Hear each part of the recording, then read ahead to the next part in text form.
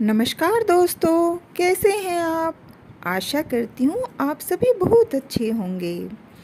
आज जो मैं कहानी आपके लिए लेकर आई हूँ, उस कहानी से हम जानेंगे कि भगवान को किस तरह की भक्ति पसंद है।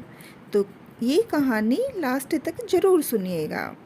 तो चलिए शुरू करते हैं। एक साधु थे। उनका ना ही कोई आश्रम, ना धर्मशाला और ना ही कोई ठिकाना था।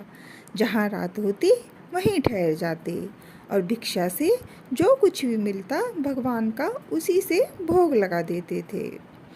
वृंदावन की दो गोपियाँ, जिन्होंने कभी भगवान के दर्शन नहीं किए थे और ना ही कभी मंदिर गई थीं, प्रातःकाल दधी मक्खन यानी कि दही और मक्खन गागर में भरकर ले जाती, बेचती और अपने गृहस्थी में मगन रहती। दोनों गोपियों ने यह सुन रखा था कि साधु संतों के पास झोली में भगवान रहते हैं। एक दिन दोनों अपना दही बेचकर यमुना के निकट आईं। वहाँ देखा कि एक साधु अपनी झोली रखकर संध्या वंदन हेतु स्नान करने गए हैं। झोली एक वृक्ष के नीचे रखी है। कौतूहलवश झोली में भगवान हैं, भगवान कैसे हैं, इस दृष्टि से दोनों ने चुपके से झोली उठाई और सारा सामान बिखेर दिया, पर भगवान नहीं मिले। तभी उनकी नज़र एक डिब्बे पर पड़ी। डिब्बा खोला तो देखा कि लड्डू गोपाल डिब्बे में बंद हैं। एक सखी बोली, यही भगवान हैं। दूसरी बोली, कितने निर्दयी हैं ये सन्यासी, भगवान को बंद करके रखा है। पहली सखी बोली, देखो बेचारे भगवान के हाथ पैर सब टेढ़े हो गए हैं। दूसरी बोली, बेचारे बंद जो रहते हैं, हाथ पैर हिलाने की जगह भी नहीं है। अब दोनों ने लड्डू गोपाल को उठाया। बोली, भगवान जी अब आप परेशान न हों, अपने हाथ पैर सीधे कर लो और हम दही खिलाते हैं, खा लो, भूख भी लगी होगी। दोनों ने भगवान की मूर्ति को सीधा करना शुरू कर दिया। भगवान को भी उनकी सरलता पर आनंद आ रहा था। वह भी मुस्कुरा रहे थे। जब वे थक गईं लेकिन हारी नहीं तो भगवान को हारना पड़ा।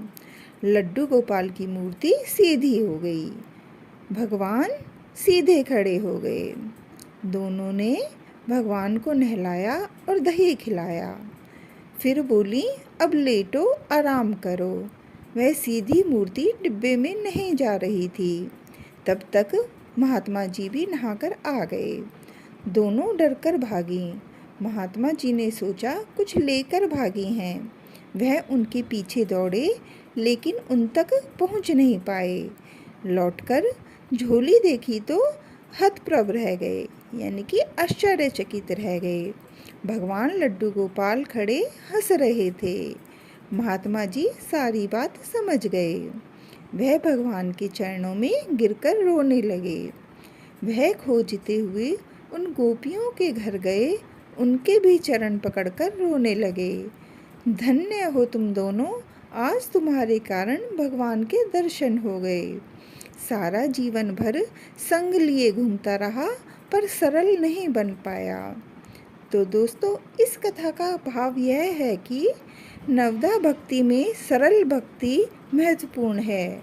भगवान भाव और सरलता पर रीझते हैं। हम जीवन में सरलता नहीं ला पाते, यही हमारी विडंबना है। जय जय श्री राधे। दोस्तों, अगर आपको मेरी ये कहानी पसंद आई हो तो मेरे इस कहानी को लाइक करें, शेयर करें और मेरे चैनल को सब्सक्राइब करना ना भूलें। जय श्री कृष्णा।